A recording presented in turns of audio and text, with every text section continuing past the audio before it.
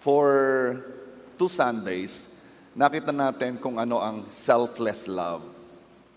You know, we are in our series na entitled, I Love the Way God Loves. So,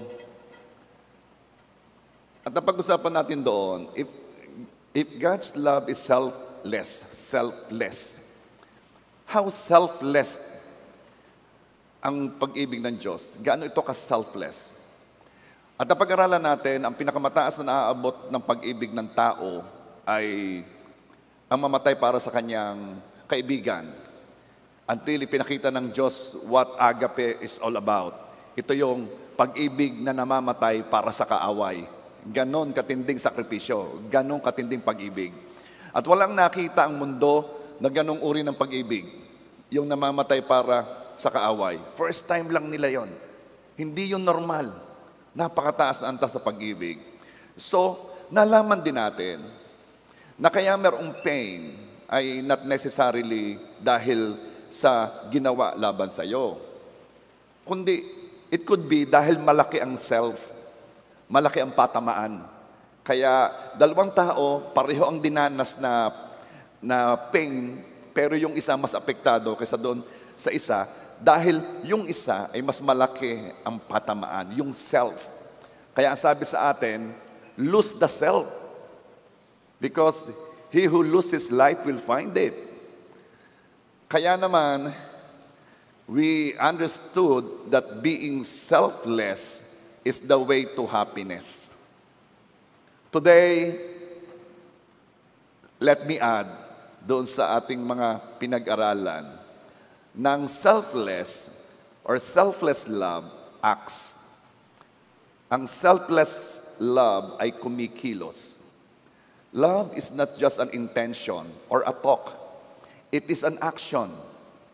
Kaya sabi ng 1 John 3:18, Dear children, let us not love with words or speech, but with actions and in truth. Hindi lang ninais ng Diyos na sagipin tayo. Hindi lang sinabi ng Diyos sa Genesis 3:15, hindi lang sinabi ng Diyos ahas na ang binhi ng babae ang dudurog sa iyong ulo. Kundi, ginawa talaga yun ng Diyos. And at the right time, sinugo ng Diyos ang kanyang kaisa-isahang anak upang bayaran ng kasalanan natin at durugin ang ulo ng kaaway. Ang pag-ibig ay hindi lamang talk. It is an action. Malimit ang alam natin sa opposite ng love ay hate. Para bagang kapag sinabing kabaliktaran ng pag-ibig, ibig sabihin ay galit ka na. No. Ang kabaliktaran ng pag-ibig ay apathy. Ano yon? Yung bang walang pakialam. Hindi mo pwedeng sabihin, dahil hindi naman ako galit sa iyo. Ay oo nga, hindi ka rin naman nagkikare sa akin. Yun yun. The opposite of love is apathy, yung bang walang pakialam, walang care. Ang selfless love ay laging may ginagawa, laging may expression, laging may involvement. And God commanded us to love like Him. Kaya for 2 Sundays again, we learned kung ano yung pag-ibig na yon. We talk about it. At sabi ko doon, 1 Corinthians 13 verse 4 and 5, ang pag-ibig ay matiisin. That's number 1. Magandang loob. Number 2. Ang pag-ibig ay mainggiting. Number 3. The next day, ang pag-ibig ay hindi mapagmalaki o hambog. Hindi magaspang ang kilos. Hindi nito pinipilit ang sariling kagustuhan. Now, we are in number 7. Muli natin tingnan kung paano kumikilos ang pag-ibig ng Diyos. At sa biyaya ng Panginoon, magawa natin ito. Okay? Number 7. Selfless love is not irritable. Ano ba ibig sabihin ng irritable? Tama, laging umiirit. Ano? Okay. 1 Corinthians 13 verse 5. Hindi magaspang ang kilos, hindi nito ipinipilit ang sariling kagustuhan, hindi mayayamutin. Yon, irritable. At hindi nagtatala ng mga pagkakamali. So doon muna tayo sa hindi mayayamutin. By God's grace, mayroon tayong pag-aaralang dalawa ngayong topics. At ang una yung hindi mayayamutin. Ano ba yung hindi mayayamutin? Pwedeng sabihin hindi moody. Pero sa Tagalog, iba't ibang ginagamit dito eh. Yung sa mga mayayamutin, anong pagtawag sa mga yan? May topak, may toyo, may sumpong, may baltek. Ba't iba eh, no? Pero itong napapansin natin, iniiba ng mayayamutin ang atmosphere. Yung baka saya-saya ninyo, dumating yung mayayamutin, biglang nabago agad. Biglang tumahimik. Of course, yung nakayamutan, magagalit yun o malulungkot yun kasi sa kanya nayamut eh. Pero itong mapapansin mo, kahit yung nandoon lang, na naka-witness lang ng pagiging mayamutin ng isang tao doon sa isang tao, kahit yung nandoon lang, makakatch niya yung emosyon na yon. Parang ganito, bakit bang ramdam ko sa akin galit? Hindi naman sa iyo, ramdam mo lang. Kasi, ang yamot kasi ay isang emosyon. Katulad ng saya. Isang emosyon. Di mo napapansin, pag may dumating sa inyong grupong cheerful, biglang nag-iiba rin ang atmosphere. Ganon din yon. Ang yamot is an emotion. At ito'y nakakahawa. Very uncomfortable pagkasama mo'y mayayamutin. Ingat na ingat ka sa sasabihin sa kanya o sa mga mapapakinig niya. Huwag na huwag mong kukontrahin. Sasakyan mo lang palagi dahil pagka nagkamali ka ng imik ay siya. At usually, yung mga mayayamutin, hindi na sila bothered na sila'y mayayamutin. Bakit? Kasi sanay na. Kaya mamaliitin lang niya ito. Para yun lang. Ikaw naman masyado kang sensitive. Hindi naman ako galit. Yamot lang. Ang problema, ang yamot, madaling pumunta sa galit. Isang trigger lang, boom. Kasi yamot na eh. Kakaunti na lamang at galit na. At dahil sanay na si mayayamutin, mas ganado pa siyang kumilos pag siya yamot. Dahil merong adrenaline eh. Hindi niya alam, nag-iipon siya ng toxin sa katawan. Ina-announce pa niya, ako yamot na. Siya kayo. At dahil sanay na, minsan hindi niya alam ang difference ng galit at ng yamot. Kung sa iba, ay galit na ang tono ng boses mo, maaaring sa iyo normal lang. Ito naman, hindi naman ako galit. Kung yung lagay mo yan, hindi ka paggalit, ayaw ko nang makita paggalit ka. Walang gustong magsasama sa mayayamutin. Hindi lang sa siya'y mabilis makasira ng mood ng iba. Napakalaki ng tendency na makasakit ang salita at kilos ng taong nayayamot. Kaya sabi ng Kawikaan 14 verse 17, siya'y nagagalit na madali ay gagawang may kamangmangan. Basta yan ay galit na, kikilos siya ng palpak. Ganito na ako, nawain na lamang ninyo. Sandali, sinong may sabi na ganyan ka na talaga? Bakit hindi ka mayayamutin pag ang kasama mo ay ibang tao? Bakit hindi ka mayayamutin pag ang kasama mo yung pakiramdam mo ay mga matataas kaysa sayo at mga ginagalang mo? Ba't hindi ka doon mayamot? Kasi kaya rin nilang gawin sa'yo ang ginagawa mo. Kaya kang balkan at ayaw mo mangyari yon. Mayayamutin ka lang sa mga taong hindi mo iginagalang. Mayayamutin ka lang sa mga taong di ka iiwan. At sino ang malimit at tagasalo ng iyong yamot? Sila na may kailangan sa iyo. Mga subordinates mo. At sino pa? Sila na mga nagmamahal sa iyo. Yan ang tagasalo ng iyong yamot. At sino yan? Ang pamilya mo. Pag nagsimula ka ng mayamot, damay na ang iba. Pati ang aso. Isa ka pa! Sabi ng aso, ano ka namang ginawa ko? Bakit ako? Kaya isa-isa nag-aalisan kapag may nayamot na. Pati aso, haalis yan. Langaw lang ang patuloy na lumalapit sa taong mayayamutin. Kaya hindi makabuo ng malalim na relasyon. Bakit? Kasi yung iba sasama, pero hindi lalapat. Mahirap lumapat kapag ang tao'y mayayamutin. And they will maintain a very shallow relationship. Hi-hello lang yan. Kawikaan 22 verse 24, huwag kang makipagkaibigan sa taong magagalitin. Sa mainiting tao, huwag kang sasama. Kaya tingnan mo ang temperature. 38, ayaw ko sa'yo. Mga mainiting tao daw eh. Hindi, yung mga mainitin ng ulo. Kawikaan 22 verse 25, bago ka matuto ng kanyang mga lakad, baka ka matuto ng kanyang mga lakad at magtamo ng silo sa iyong kaluluwa. Oh, nakakahawa pala to. Sasabihin ng mayamutin sa iyo, Brad, ituturing kitang kapamilya. Sabi mo naman, alay, wag na. Ay, alam ko yan, tagasalo yan. Tagasalo ng yamot kang mga yan. Wag mo na ako ituring na kapamilya. Ituring mo akong malayong kaibigan. Bakit daw huwag sasama sa mga maiiniting ulo?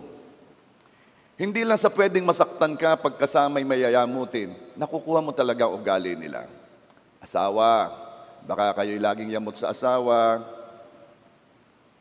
Merong ganun na baka kayo'y laging yamot. Parents, baka kayo'y laging mainit ang ulo sa mga anak, baka mataas ang boses. Anak, baka naman ikaw ganun din. Ikaw na mabilis uminit ang ulo, tutularin ka ng kasama mo at nagtatanim ka ng hindi magandang binhi. Kaya ang mangyayari, kultura na sa pamilya, ang pulos maiinitin ang ulo. Kaya ang pag-ibig ay hindi mayayamutin. Ipinagmamalaki ng iba, madali naman mawala ang galit ko. Ephesians 4:26. Kayo'y mga galit at huwag kayong mga kasala. Huwag lumubog ang araw sa inyong galit. Okay. Yung huwag lumubog ang araw, ibig sabihin, 24 hours yun. Ang ibig sabihin, huwag mo naman paabutin ng isang araw ang iyong galit. Pero yun ay maximum. Ay, yung iba talaga nire-reach ang 24 hours. May 3 minutes pa. Pwede pa akong magalit. Maximum yun. Yan ano lang yun. Ang ibig sabihin, kung pwede, mas madali, asap. Malis ang galit. Pero, ang pinag-uusapan dito ay galit, hindi yamot. Bakit? Kasi, kung sa yamot pa lang, gagawan mo na ng paraan, ay hindi naaabot sa galit. Kaya nga, huwag maging mayayamutin Merong isang anak na magagalitin. Tinuruan ng ama para mawala ang pagiging mayayamutin niya. Sabi niya, anak, tuwing ikaw ay mayayamot, magpako ka sa ating pader. Ang pader nila yung kahoy. Magpako ka. Di ginawa nga ng anak, tuwing nayayamot, pako.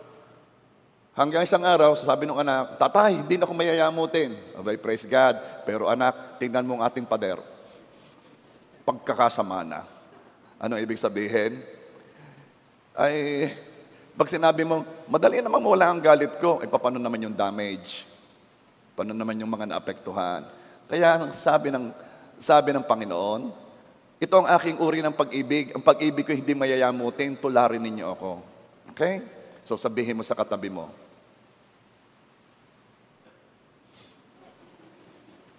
hindi ako mayayamutin.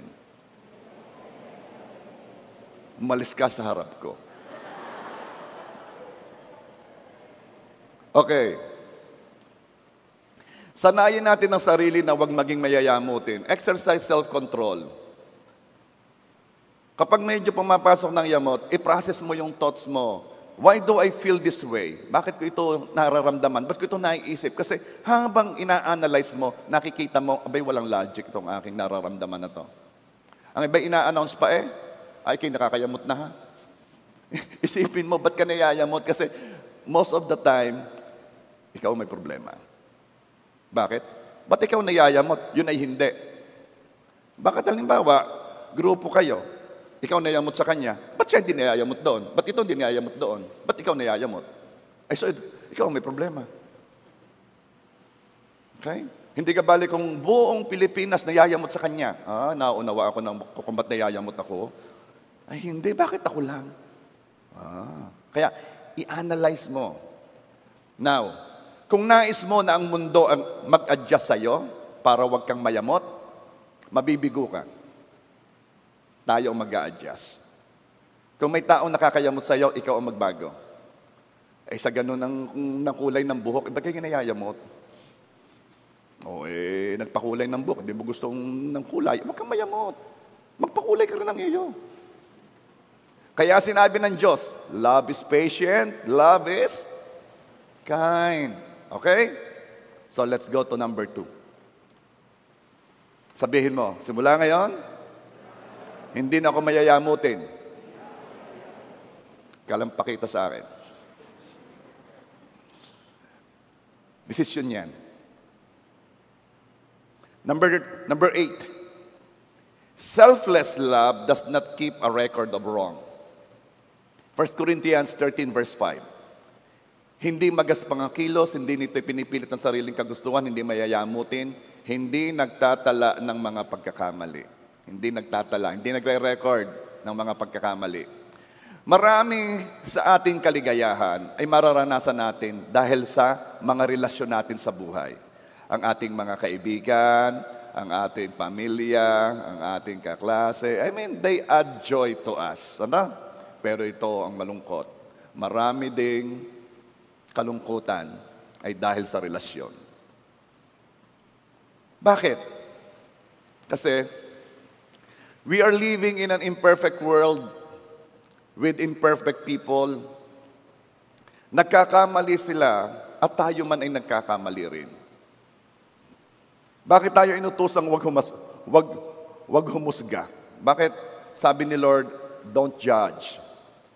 Kasi we cannot be sure na hindi tayo babagsak. Huwag ka muna humusga. Bakit hindi ka siguradong diretso ka? Biyaya lang ng Diyos kung bakit ikay nakatayo ngayon. Bakit? Kasi dahil sa tamang sitwasyon, kung ang kaaway makapag-set up against you, at kung hindi ka biyayaan ng Diyos, kahit sino'y pwedeng bumagsak. Nakakasindak isipin yan. Ako? Hindi ako babagsak. No. Nakakasindak isipin, no. Biyaya lang ng Diyos kung ba't di ka nagkakamali. At kapag kaya ni alam mo, magiging gracious ka sa ibang nagkakamali. Ba't mo ginawa yan? Ba't mo ginawa yan? Sobra. Magiging gracious ka kapag alam mo na sa tamang sitwasyon, pwedeng ikaw man ay magkamali rin. Salamat. At sinagot ng Diyos ang panalangin mo, and lead us not into temptation, but deliver us from evil. Salamat. Sa biyaya ng Diyos. Pero don't judge others. Why? You might pass the same road. Cut. We are living in an imperfect world. Bakit ba nagtatala ng mga pagkakamali ng iba? Bakit tayo nagre-record ng pagkakamali ng iba? Walang ibang reason kundi ito. Ano yan? Gustong gumante. Ang gustong gumante ay gustong iparamdam ang sakit na kanyang naranasan.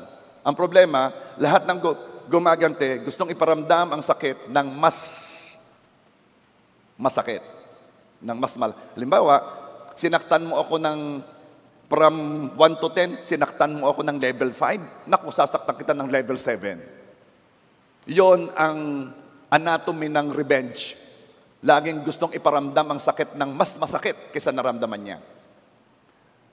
At ang pag-alaala o pagre-record ng kamali ang ginawa laban sa atin is our motivation para gumante. Yung simpleng panunumbat, yan kasi ang silent, yan ang malimit na ginagawang laro, lalo na ng mga may relasyon or yung bang nanunumbat, yung simpleng panunumbat ay pagganti. At ang walang humpay na panunumbat ay pagnanasang iparamdam ng higit ang pain kaysa kanyang naramdaman. Ito ngayon, ang buong akala niya, kapag nakaganti na siya, pag naiparamdam na niya sa nanakit sa kanya, ang pain na naranasan niya, ay aayos na ang kanyang pakiramdam. He will be surprised. Mabibigo ka. Bakit? Kasi pagkatapos mong gumante, miserable ka pa rin. Broken ka pa rin. Matapos mong maipakita ang kanyang malit, maipadama ang kanyang sakit na binigay sa'yo, at maiparamdam mo din sa kanya yon, you will find out you are still broken. Hindi nais ang pain, hindi nawala ang pain. Lumalim lang. Ang buong akala niya ay magiging okay siya. Maaaring may nanakit sa iyo, pero ang pagganti will never restore you. It will only show the brokenness inside. Ang pagganti will never restore you. Kaya kung ikaw ay nasa journey niyan, ikaw ay nasa daan ng pagganti, please, leave that road. It leads to unhappiness. Lalo lang niya ipapakitang you are broken. Selflessly loving those who hurt you is the fastest way to make you whole again. Selfless love ay mangyayari lang if we will forgive. And the most important ingredient of forgiveness is not keeping a record of wrong.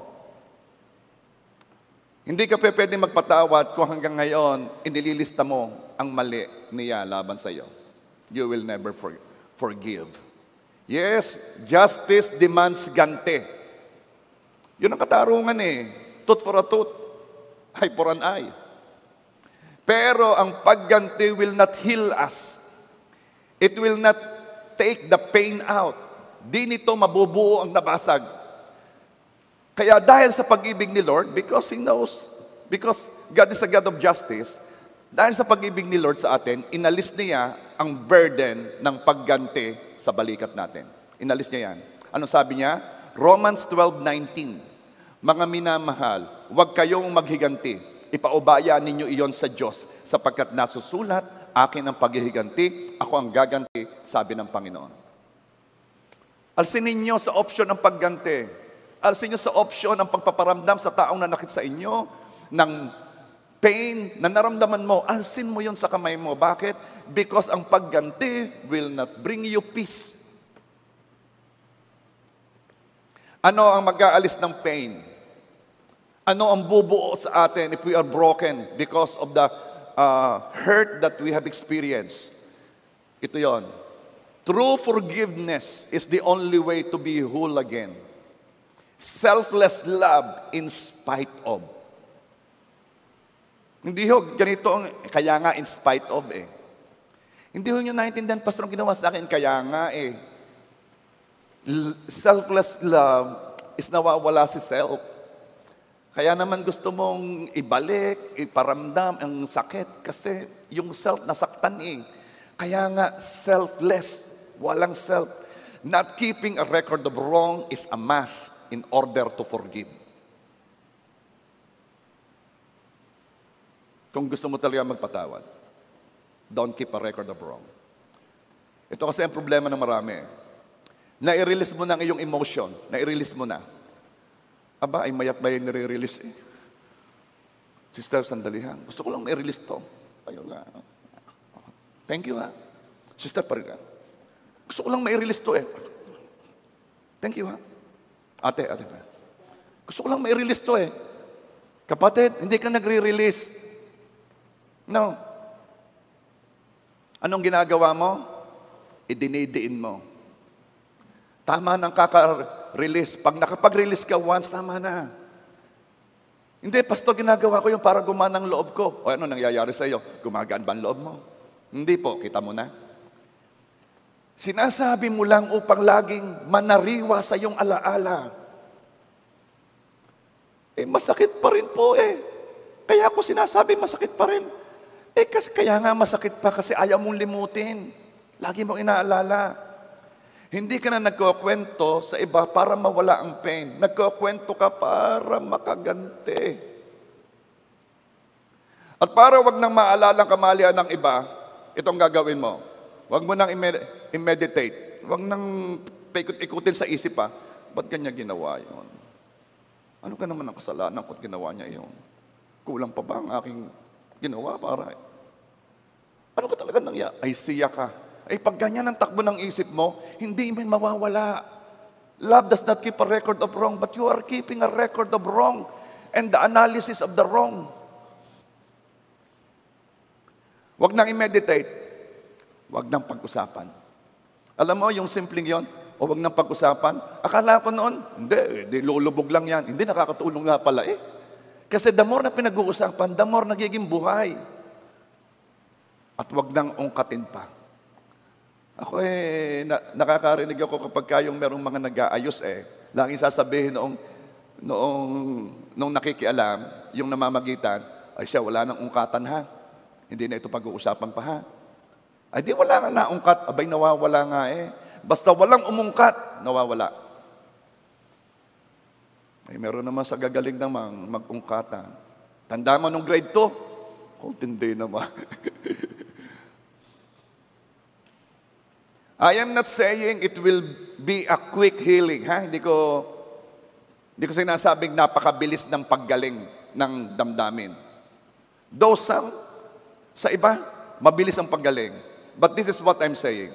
I am saying it is the right road to recovery.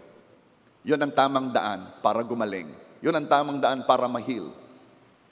Dahil kung ikaw'y nasa maling daan, ay kahit paanong bilis ang takbo mo, di ka gagaling. Di ka magkakapis, di ka marirestore. Not keeping a record of wrong is a must in order to be healed.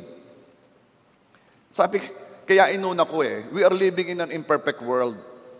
Kung ko'y tatanungin ninyo, Pastor, bakit nangyari? Bakit nangyari? Isa lang nasasagot ko sa inyo.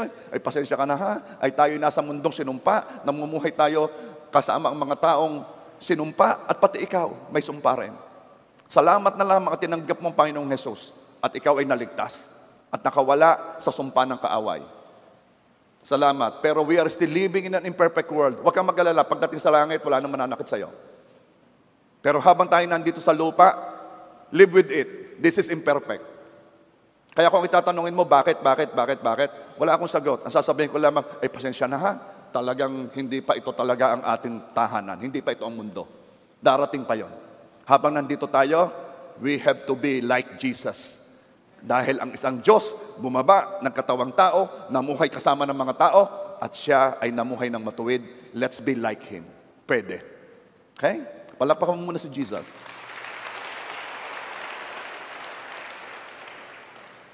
Love does not keep a record of wrong dahil ayaw mong mabuhay sa galit. Binuburan na ito bago pa man matanim sa puso. Kailangan kasi pagka may nangyaring pain as early as possible, mabura mo bago pa matanim ng malalim. Alsin mo na agad. Masakit nga po The more nabilisan mong alsin. Baka po gawin muli. That's another story. That's another point. Ang pinag-uusapan natin ay ikaw. Alisin mo ang pwedeng ipangbaala mo laban sa Kanya. I remember this Merong mga issue mga sabi niya, sabi nito, may mga paninira. At itong isang grupo, meron palang espiya doon. Ang ginawa, itinape ang mga sinasabi. At ipinadala. Ito ay mga pinagsasabi. Alam mo ang ginawa nitong mga ito? Hindi na pinakinggan. Bakit? Ayaw ko kasing mag-record ng wrong. Sa mapakinig ko, halimbawa, may sinabing masakit. Sana parinig, ano mangyayari sa akin? Di magagalit ako sa kanya. Samantalang alam ko, nagbabago ang panahon, nagbabago ang tao. Ang purpose ko, ma-restore. Ang purpose ko, magkaigi. Kapag daladala ko ang mga garbage na ito, daladala ko yung mga sinabi niya, daladala ko yon. Paano ko makikipagkaigi dyan? Kaya maganda pa, intentionally. Love does not keep a record of wrong. At talagang ito naman literal talagang hindi nag-keep ng record of wrong. Hindi na niya gustong pakinggan pa yung mga naka-record na mga ebidensyang sinabi laban sa kanya. Yan, kaibigan, ang ibig sabihin ng love, not keeping a record of wrong. Kaya walang gatong para manatili ang galit sa'yo. Walang gatong para mag-alab ang galit. May nagpakita sa akin, Pastor, tingnan mo ang text sa akin. At binasa ko naman, ay grabe nga, may mga sasakit. Sasakit. Sabi ko, alam mo, kung ako sa'yo, burahin mo na. Bakit to? Ay para ano pa? Saan mo gagamitin yan? Na ipambili ka yan? Punta ka sa SM, pambili mo. Ariyo, bayad, ano yan? Basta sakit na salita, laban sa akin. Kung walang mapapakinabang ka dyan, burahin mo na. Anong ibig sabihin at hanggang ngayon may mga nakarecord ka sa iyong mga text na mga ebidensyang laban sa kung kaninong tao? Aanuhin mo yan? Ipanggaganti mo, ipanlalaban mo, o para protektahan ang sarili mo? No. Let God be your vindicator. Yaamong Diyos ang mag-vindicate sa'yo. Huwag yung ikaw lagi mo ipanapakita, ako'y tama, ako'y tama, ako'y tama.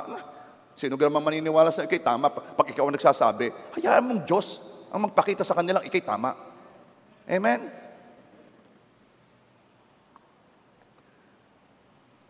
Not keeping a record of wrong ang humihilom sa sugat sa mga relasyon. Sabi ko sa inyo kanina, maraming kaligayahan ay nanggagaling sa mga relasyon at marami ding pain ay nanggagaling diyan. Not keeping a record of wrong ang hihilom sa sugat sa mga relasyon. Ang pag-ibig ay hindi bulag sa sakit ng mga nangyayari. Hindi lang talaga nagre-record ng mga pagkakamali. Hindi naman ibig sabihin at hindi ka nagtala ng pagkakamali, hindi mo alam. Hindi literal na kalilimutan, sa naalala pa kundi hindi mo gagamiting panlaban iyon sa mga nanakit sa'yo. Hindi mo gagamiting panggatong. God is all-knowing.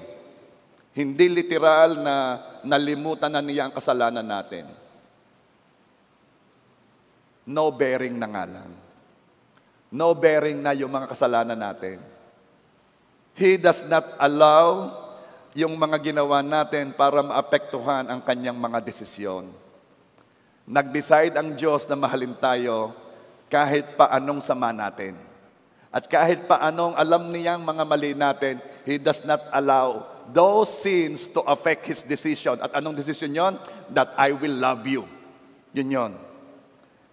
Ang pagkakaiba, doon sa mga tao na alam ang mga maling ginawa sa Kanya, ang ibang tao, iniipon ito para gamitin laban doon sa iba. No? Kaya sabi ng Panginoon, there is therefore now no condemnation.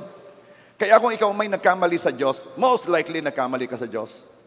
Ang sabi ng Panginoon sa iyo, hindi kita hinuhusgahan, hindi kita kinokondem, hindi kita inaakusahan. Wala. Because I am not keeping a record of wrong. Kapag hindi ka nag-keep ng record of wrong, therefore, wala kang iko-condemn. Wala kang, ano sa Tagalog ang condemn? Wala kang isisisi. Wala kang iko-condemn.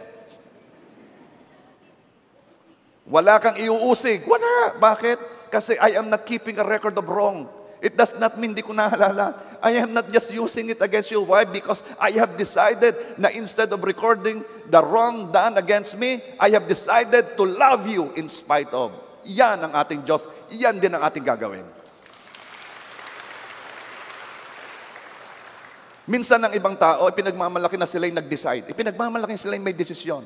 Para bagang sila, mamang-mama kapag sila'y nag-desisyon. Itong ipagmalaki mo kung tama ang desisyon. Ako'y nagpapasya na talaga na ako'y mag-aartista. Ay tama gang iyong desisyon. Hindi. Pero nagpasya ako. Yun ang ibig ko sabihin. Ako'y nagpapasya na ano? Ako si Superman. Ay tama gang pasya mo. Ay hindi. Iyon ang ibig ko sabihin. Ang ipagmalaki mo kung tama ang iyong desisyon. At ano ang tamang desisyon? Kung ano ang sinabi ng Diyos, yun ang tamang desisyon. Church, alam mo ba, napakamakapangyarihan ng salita ng Diyos? Heaven and earth will vanish, will fail, but His words will remain. Ang salita ng Diyos ang ginamit upang malikha itong lahat na nakikita ninyo. Let there be light and there was light. Napakamakapangyarihan ng salita ng Diyos. Pero anumang kapangyarihan ito, mapapakinabangan mo lang ito kung ito'y susundin mo. Ang tindi, so powerful pero walang use sa'yo. So powerful pero hindi ka maaapektuhan. So powerful pero walang magiging resulta sa buhay mo unless sundin mo. At kapatid, ang sabi ng Diyos, magpatawad ka, kapareho ng pagpapatawad ko.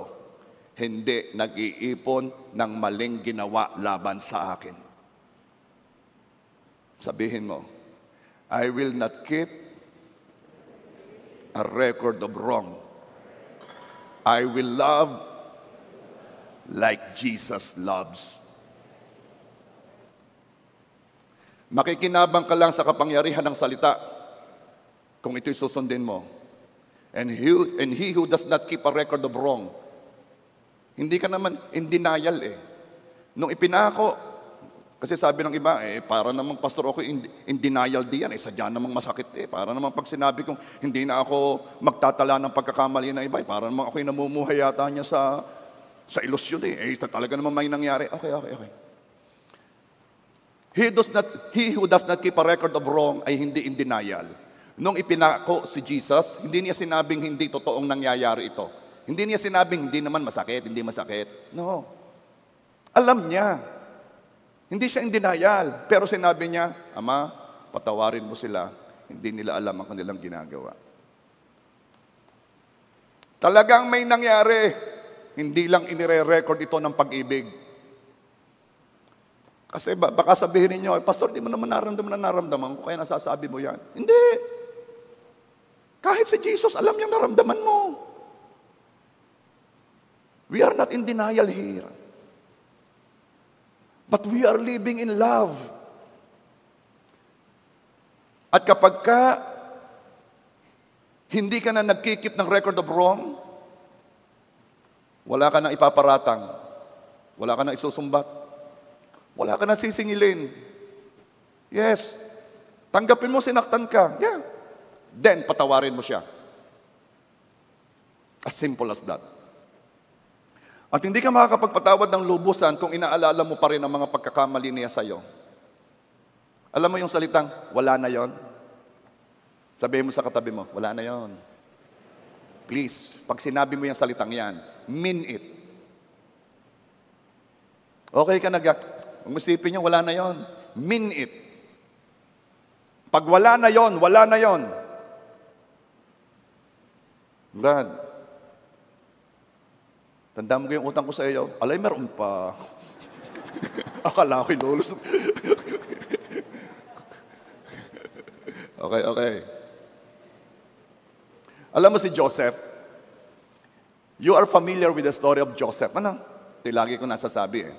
Si Joseph ay isa sa magkakapatid na nakainggitan, ibinenta ng mga magkakapatid, at pagkatapos naging alipin sa Egypt.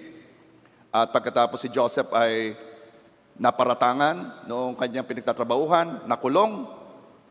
Kawawa naman ang pinagdaanan ni Joseph, Walang kasalanan eh, Now, alam niyo istorya, pinromote siya ng Diyos.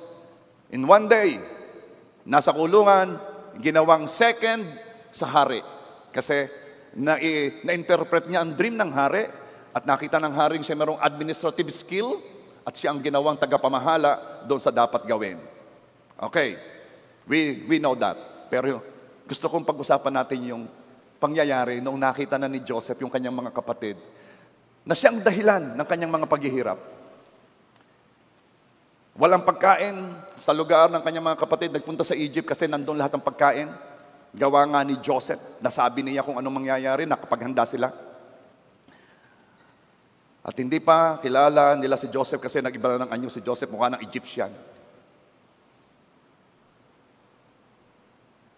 Ang unang ginawa ni Joseph ay paalisin lahat ng mga tao sa room na yon. At yung 11 lang magkakapatid ang natira. Bakit? Kasi ayaw ni Joseph, kasi magpapakilala na si Joseph eh. Ayaw ni Joseph na malaman ng sino man sa Egypt ang ginawa sa kanya ng kanyang mga kapatid. Nais niyang maging bayani sila sa mata ng mga Egyptians. Nais niyang ingatan pa rin ang kanyang mga kapatid. Ito ang kilos ng pag-ibig. Sa halip na you are keeping a record of wrong, iniingatan mo yung mga nanakit sa iyo. Gusto mo maganda pa rin ang dating nila sa ibang tao. Sino ang kaya yon? Yung nanakit sa'yo, sabi, hindi, mabuting tao yan.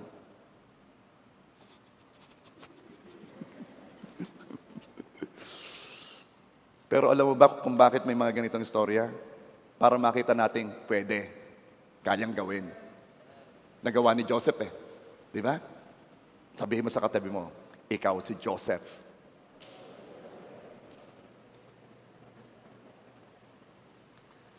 Ang hindi nagtatala ng pagkakamali ay hindi ginagamit ang mga pagkakamaling iyon laban sa nanakit sa kanya.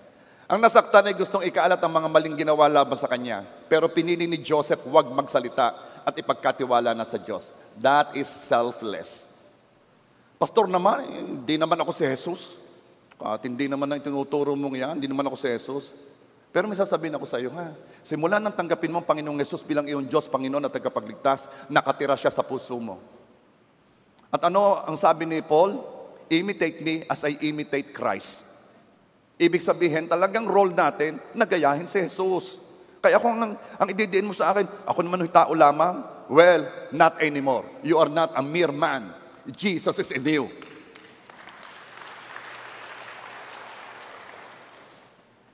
Love selflessly at malaki ang magiging gantimpala mo. Lucas 6:32 and 35. Kung kayo'y umiibig sa mga umiibig sa inyo, ano ang mapapala mo? Ang makasalanan man ay umiibig sa mga umiibig sa kanila. Verse 35, subalit ibigin ninyo ang inyong mga kaaway. Gumawa kayo ng mabuti. Magpahiram kayo ng hindi umaasa ng kapalit. Bay, nakasulat pala yun doon. Magpahiram kayo ng hindi umaasa ng kapalit. Ibigay ninyo yung mga verse na yan doon sa mga pinagkakautangan ninyo. Sister, okay. Malaki ang magiging gantimpala ninyo. Wow! Anong gantimpala yan? Ito yon. Ang unang mararanasan mong gantimpala ay kapayapaan. Huwag niyo yung babasta-bastahin ng kapayapaan. Mararanasan mo lamang kung gaano kahalaga ito pag nawala. Napakahirap mamuhay ng walang peace. Puro rice. Alam niyo, minsan ng Pastor Corny, pagkaganyon, pag-ibig ang inyong tatanggapin na ninyo talaga, minsan yung mga joke, minsan may napasok, minsan merong hindi. Pero pag pastor ang nag-joke, tawa ng tawa. Peace. Naalala ko si Ayan. By the way, I want to formally thank God sa biyaya ng Diyos sa aking anak, si Dr. Yayan, kasi nakapasa na siya sa physician licensure exam. Okay. Meron siyang sinabi yun daw mga kasama niyang mga nakuha ng exam, nervyos na nervyos. Alam ba ninyo, nakaka-nervyos mag-exam? Tanda ko yan, ako'y naglolo No. Na merong mga mag-e-exam, hindi nila kinuha, kahit sila nakapag-review na, kasi hindi nila makayanan ng nervyos. Ganun talaga. Kasi sabi ni Yayan, now mas nauunawaan ko kung anong ibig sabihin ng sinasamahan ni Lord. Bakit? Kasi basta sinasamahan ka ni Lord, may kapayapaan. Let it be your guide, let it be your umpire. Pag walang kapayapaan, may problema doon. Kailangan meron kang peace. Kaya daw siya nag-e-exam. Yun daw mga kasama niya talaga daw worried na worried. Siya daw hindi niya malaman, ba't ako may kapayapaan? Ay alam mo ang sagot lang, ay hindi naman lahat Ay ano nangyari? Ay pagka marami na akong B, ay di si naman.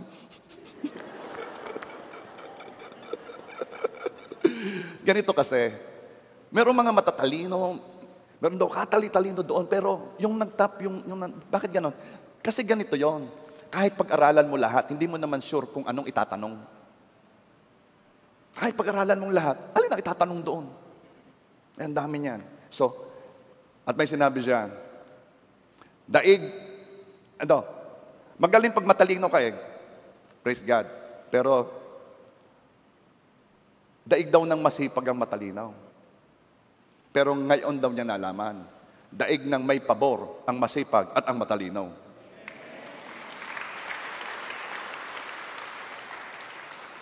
Kaya kung meron kayong hihilingin sa Diyos, hingin ninyo yung pabor.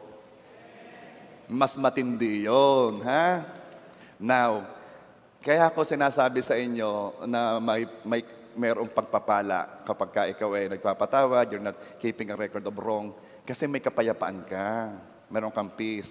Pag may peace ka sa loob, mas madali na ang manampalataya sa Panginoon. Mas madali ang, sige, palapakan mo muna si Lord.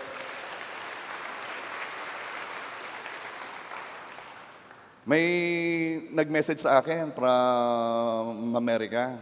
Sabi niya, Pastor, medyo na-short kami, talagang pero inuna pa rin namin ng Panginoon, yung aming tithes and everything. Kulang na yung pang-tuition ng aking anak. Alam mo, Pastor, ang nangyari? Tanda ko yung preaching mo Alin, yung uncommon favor. At ang sabi mo, hindi pa tapos ang taon. Alam mo, Pastor, hindi namin inaasahan, hindi inaasahan ng anak ko.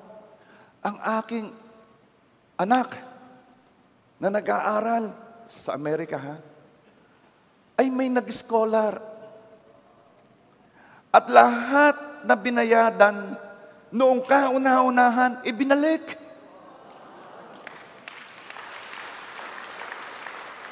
Yung padala kong pera na hindi naman sapat, ibinalik na kasi bayad ng lahat. May allowance pa, Pastor. Alam mo, December na. Pero ang Diyos hindi nahuhuli.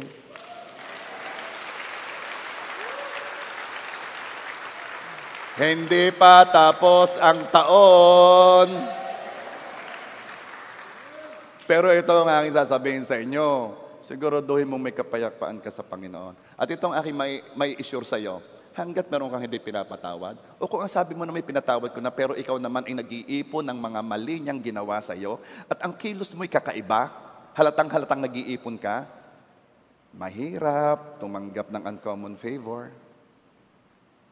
So sabihin mo, ang salita'y makapangyarihan, at ito'y aking mapapakinabangan. Yan, alam mo na kung paano. Kaya kung meron kapadiyang medyo paano ba nagpapatawad ang Diyos? Awit 103 verse 10. Hindi niya tayo pinakikitunguhan ayon sa ating mga kasalanan, hindi ginantihan tayo ng ayon sa ating mga kasamaan. Wow! Napakaswerte natin. Hindi tayo pinakitunguhan ng Diyos ayon sa ating kasalanan. Yung bang, alam mo, ang dami mong palpak na nagawa. And then, ang pakikitungo sa iyo ng Diyos kaganda-ganda. Oh, I pray, yun din ang gawin natin sa iba. Dahil hindi ka pinakitunguhan ng Diyos ayon sa iyong kasalanan, huwag mo rin pakitunguhan ng iba ayon sa kasalanan nila sa iyo. Amen? Ay, napakaganda ng salita kung susundin. Napakamakapangyarihan ng salita kung hahayaan mo kumilos sa buhay mo. Pero pag hinayaan mo si mighty self, si mighty ito, sinaktan ako, malaki ang patamaan ko, masakit, siya ka, hindi ka sasaya. No, I forgive you, I love you. That's the way to healing, that's the way to prosperity, to blessing. Hanggang kailan ako hindi magtatala, Pastor? Hanggang kailan ako hindi magre-record? Matthew 18:21 and 22. Pagkatapos ay lumapit si Pedro at sinabi sa kanya, Panginoon, makailang ulit magkakasala ang aking kapatid laban sa akin at siya aking patatawarin? Hanggang sa makapito ba? Verse 22. Sinabi ni Jesus sa kanya, hindi ko sinasabi sa iyo hanggang sa makapito, kundi hanggang sa makapitong-pito. 7 times 7.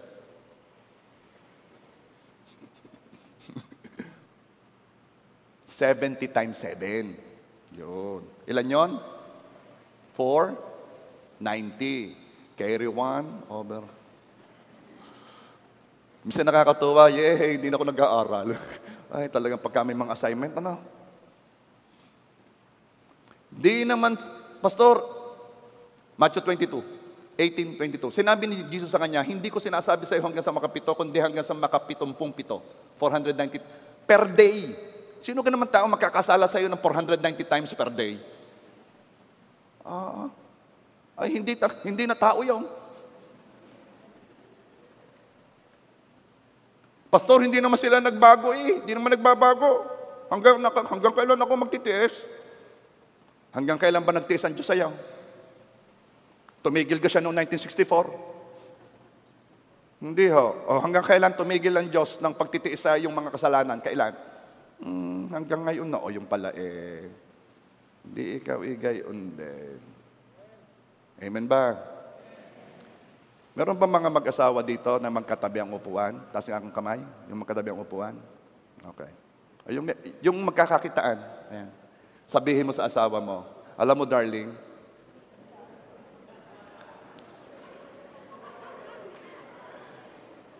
sandali, kung ikaw ay walang asawa, kunwari nandyan. Ano? Okay. Pero yung ikaw talaga ay naghahanap pa ng mga pangasawa, papanalangin kita mamaya. O sabihin mo sa asawa mo, alam mo darling, hindi ka pa man nagkakamali, pinapatawad na kita. Woo!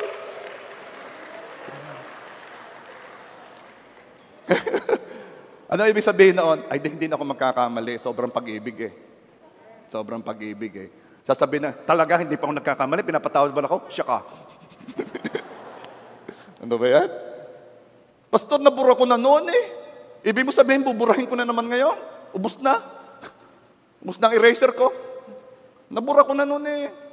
Sinaswerte siya.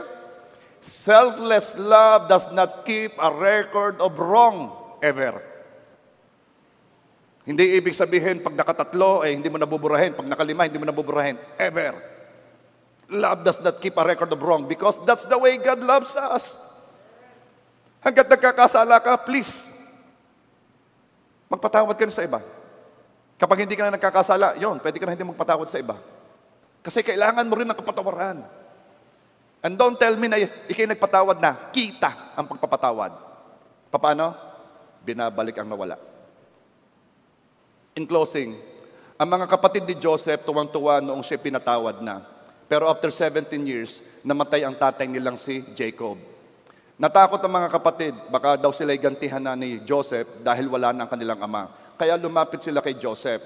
Humihingi na naman ng tawad at sinabi ang pinapaalala namin sa iyo, Joseph, yung hiling ng ama na huwag mo kaming gagantihan. Si Joseph ay umiyak habang nagsasalita sila. Sabi ni Joseph, Genesis 50 verses 19 to 21. So bakit sinabi ni Jose sa kanila, huwag kayong matakot. Kayo'y nagnasa ng masama laban sa akin, ngunit inilagay ng Diyos para sa kabutihan upang mangyari ang gaya sa araw na ito, upang manatiling buhay ang napakaraming tao. Kaya't huwag kayong matakot, pakakainin ko kayo at ang inyong mga anak. Kanya silang inaliw at nagsalitang may kabaitan sa kanila. Nagpatuloy ng pagpapatawad si Joseph. Hindi niya inirecord ang kamali ang ginawa ng kanyang mga kapatid.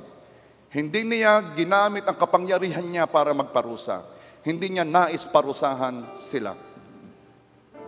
Kapag ayaw nating parusahan ng Diyos ang nagkasala laban sa atin, we had arrived. Tunay na umiibig na tayo. Selfless love acts. Ang pag-ibig na totoo ito ay kumikilos. Pakilusin mo naman ang pag-ibig na yan. Tama na ang pag-aaruga sa pride. Tama na ang pag-iingat sa self. Napakalaki na ng self mo. Maladyos na eh. Come on, humble yourself. Set yourself free. It's better to love than to hate. It's better to love than to keep a record of wrong. It's better to enjoy the peace that the Lord is offering us by loving others. Tama na ang mga bitterness na yan. Tama na. Ito na lang ang masasabi ko. Hindi ko alam kung bakit nangyari yon, pero alam kong we are still living in an imperfect world. Yeah, things happen. May mananakit, may masasaktan, pero salamat, mayroong pag-ibig ang Diyos na kayang i-absorb ang pain na yan. Salamat sa pag-ibig ng Diyos. Pakilusin mo yung pag-ibig na yan. Huwag mong pigilan yung pag-ibig na yan because that is your joy, that is your happiness, that is your peace. Let the love of God flow. Let the love of God reign. Come on. Let's all worship our King. Oh, this love, you will lay down your crown,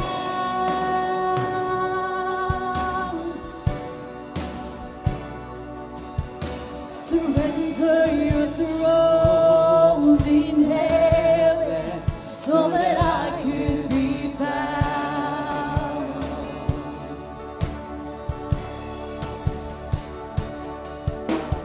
How awesome is His love that conquered the grave.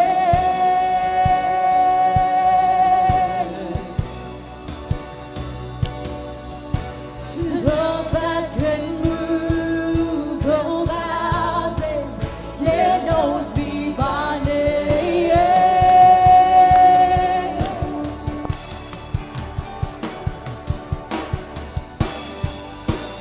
It's unbreakable.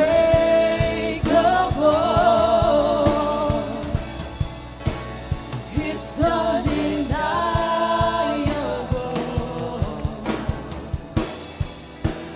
Nothing will ever separate us. Come on, people of God, sing. Your love is higher than the skies above. Your love is wider than what I can dream of. Your love is deeper. It's the greatest of all. Your love is higher. Your love is higher than the skies above. Your love is wider than what I can dream of. Your love is deeper. It's the greatest of all. Come on, sing how beautiful this love. How beautiful is love. You lay down your crown. Surrender. Surrender your throne in heaven, so that I could be found.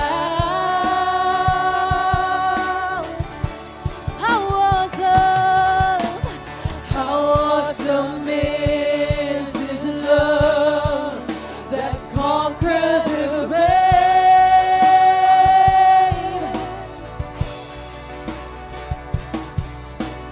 Love that can move the mountains, it knows me by name. It's unbreakable. It's unbreakable.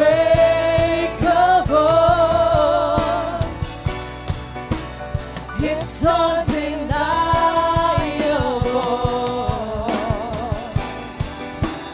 Nothing would ever separate us. Your love is higher. Your love is higher than the skies above. Your love is wider than what I can dream of. Your love is deeper. It's the greatest of all.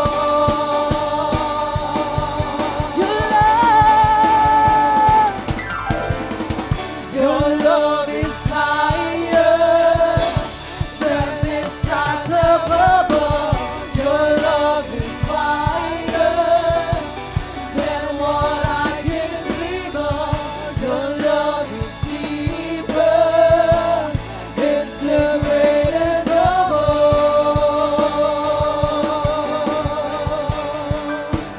Greatest of all.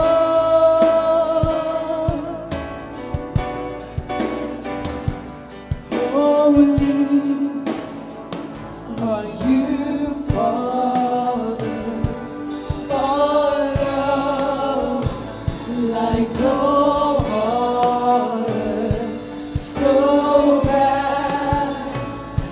like the universe. It's your love, it's your love. Holy, holy are you, Father. All love like no other. So vast like the universe. It's your love, it's your love, it's your love. Your love is higher than the skies above.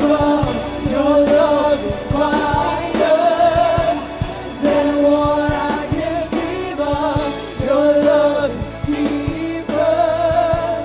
It's the greatest of all. Come on, sing your love. Your love is higher than the skies above. Your love is wider than what I can dream of. Your love is deeper. It's the greatest of all. Walang hindi kayang pag-ibig. Walang hindi kayang pag-ibig. Set yourself free by setting your love free. Matagal nang ikinulong mo ang pag-ibig. Hindi mo siya hinayaang lumabas.